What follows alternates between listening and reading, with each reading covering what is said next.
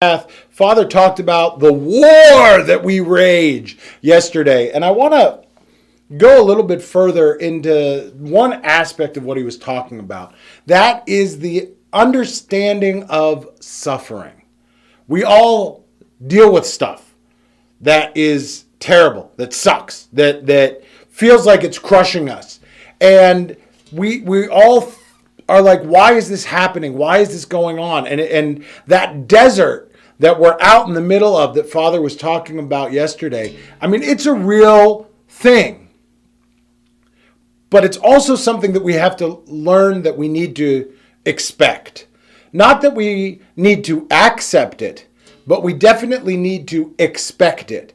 We can't think that everything is going to be sunshine and rainbows all day, every day, just going around, going through things like whatever. Think about it. There's this beautiful Scottish philosopher, George MacDonald, and in C.S. Lewis's book, The Problem of Pain, he actually quotes MacDonald at the very beginning before Lewis writes anything. And MacDonald was a huge influence on Lewis's life, which is probably why he chose this quote. But he says, "The Son of Man suffered unto death, not that men might not suffer, but so that our sufferings might be like his." What MacDonald is talking about, if we take it even a step further, is not just that the Son of Man suffered so that we might suffer like he did, but that in our response to suffering, we respond the way that Christ responded. And we see how Christ responds to suffering very clearly in the 26th chapter of Matthew. We hear very, very blatantly that he did not necessarily want to go to the cross. And as he's praying, he says the following: "Father, if it be possible, let this cup pass from me. Nevertheless, not as I will, but as thou wilt." This is something that he knew was going to go on. This is something that he knew was coming. He even said, as we talked about last week in Mark, when he tells them that the Son of Man, he tells the apostles that he's going to Jerusalem to be crucified. Shortly after he says this in his prayer, he says, "Let's go, disciples, my betrayer's here. It's time. It's go time." He knows what is coming. And yet he still sets his will aside so that he might fulfill God's will. He sets his own desires to not suffer on the cross so that he can go and do what he needs to do. And he calls all of us to do the same thing. We hear it clearly in Mark, where he says, "If any man would come after me, let him deny himself, take up his cross, and follow me." This kind of practice is what we learn that we need to expect. We learn that we need to expect that we are going to go through these sufferings. But St. Paul puts it in a different perspective for us. He says very clearly in Romans chapter 5, "We rejoice in our sufferings, knowing that suffering produces endurance, and endurance produces character.